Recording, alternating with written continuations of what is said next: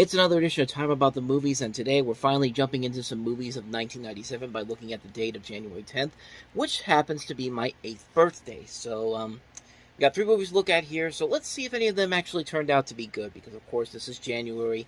This is still the dumping ground month, but we have three movies here. Let's see if any one of them actually turned out some decent material. And we'll start off with the biggest new release of the weekend, and that is the monster horror film, The Relic.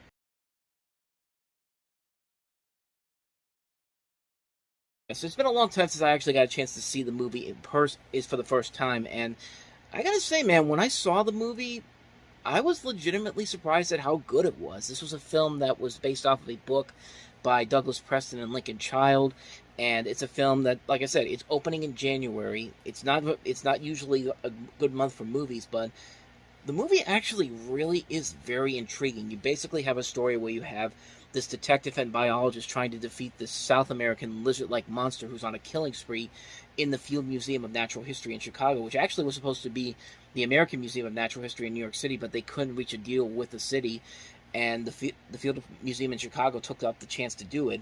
And also of note, this is actually the second film that both Penelope Ann Miller and Linda Hunt have also been in, the first one being Kindergarten Cop, which came out 7 years prior to this. And for the most part, the movie is very good. I was actually really surprised at how intense this movie gets at times. I mean, the first trailer I showed you really was a good estimation of what the movie actually ended up being. Like, it's not a groundbreaking film whatsoever, but it is a genuinely fun and terrifying film. I mean, you've got a monster here that has the effects of Stan Winston's company, and he will turn out a very good makeup work. So it was cool to see what they did with that. I mean, this is a film that really is so, like, it's a tense movie. It's a movie that's so tense, you're on the edge of your seat.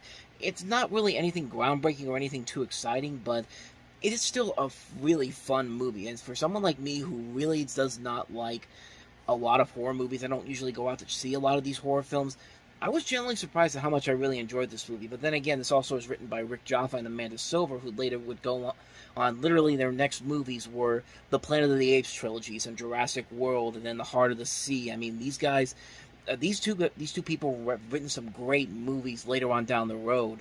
So maybe that's why I really liked it so much, because I could definitely see their writing in this.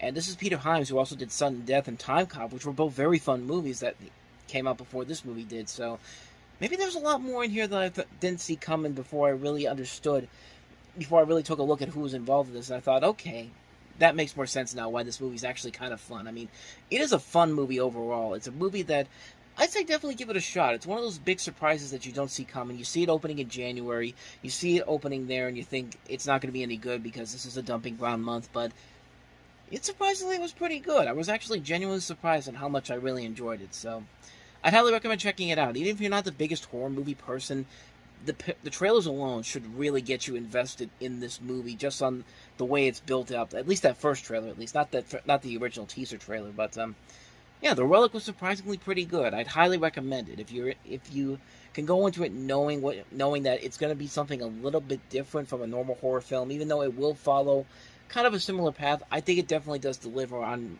surpassing your expectations. At least it did with me. So that is The Relic. Let's go ahead and take a look at our next film, which is Jackie Chan's First Strike.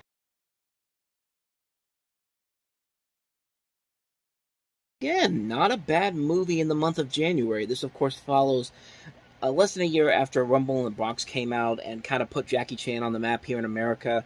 And the movie actually is kind of fun. Jackie Chan's First Strike, which I find it funny that it's called Jackie Chan's First Strike instead of just being called First Strike. They got to put Jackie Chan on there because they think that probably will sell the movie more. But I mean, but in the end, when you really think about it, Jackie Chan really is the reason why the movie is so good. I mean, you could tell that Jackie Chan puts a lot of work into these movies that he's in, these early films, including the Super Cop movies and also Rumble in the Bronx.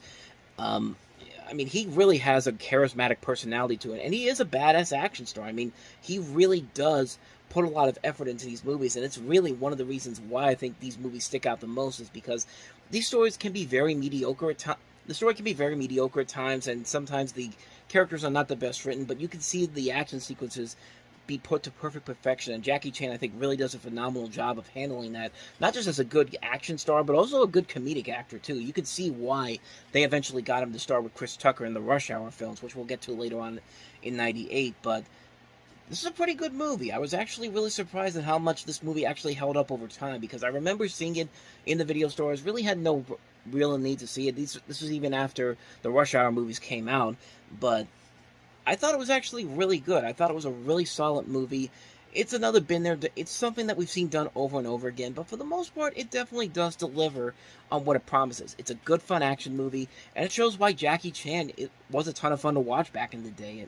I mean, not to say that he isn't now, but this is a pretty good movie. I definitely say check this one out. So, 2 out of 3 ain't bad, so that probably means the third movie's not going to be that great. So, well, let's see.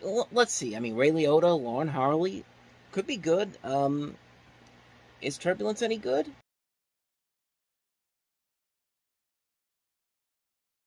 No. I think that trailer pretty much sums up everything that's wrong about this movie. I mean, it has kind of an interesting idea. The serial killer's on an airplane. He's killing people one by one. But, man, Ray Liotta feels like he's overacting the hell out of this, and not in a good way. Like, he's really phoning this in, as is Lauren Harley. I mean, Lauren Harley can be a really good actress, but, man, she is really not trying in this movie. In fact, nobody's really trying in this movie. Not the direction, not the writing. I mean, it's just directed by a guy who hasn't made a theatrical film since 1984. And even then, his movies that he made for television were only two mostly forgettable films, Out of Time in 88 and then White Mile in 1994. I mean, this is the guy that directed Disney films like The Computer Wore Tennis Shoes and The Barefoot Executive. And that was almost 20 years, over 20 years ago from the time this movie came out. So I don't think this director was really the right choice to go for it. I don't think the script was really all that well written.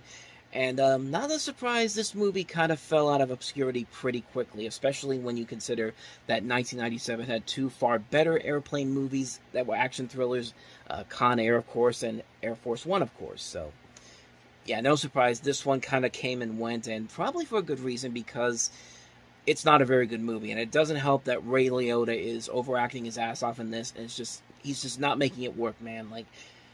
It's a waste of time. It's a big waste of time. The visual effects are not that great. This feels like a movie that's trying to pander to the teen demographic. And, this is exactly what you think of when you think of a January Dumping Ground movie. This is a film that MGM put a lot of money into, $55 million. They bought it for $1 million, the script for it. And this is the end result we get here. A movie that is not very good and was clearly outshadowed by 2 far superior airplane thrillers. So, with that said, though, I guess it did pretty well on home video, because there was not 1 but 2 direct-to-video sequels. So, somebody liked it. Certainly not me, but, yeah, that's pretty much all you gotta know about this movie. Turbulence is a pretty bad film. So with that said, that wraps up another edition of Time About the Movies. Next time we meet, we'll have 3 more movies to look at, including Chris Farley in Beverly Hills Ninja. We also have Eddie Murphy in Metro. And we also have Albino Alligator. That third one I know nothing about. But, again, only 3 movies to look at. So we'll take a look at those on the next episode. But until then, thank you very much for watching. And if you want to see more videos like this, please hit the playlist on the next page. Check out the previous episode. And I will see you guys tomorrow for another episode. So thank you very much for watching. I'll see you next time. And until then, as always, take care.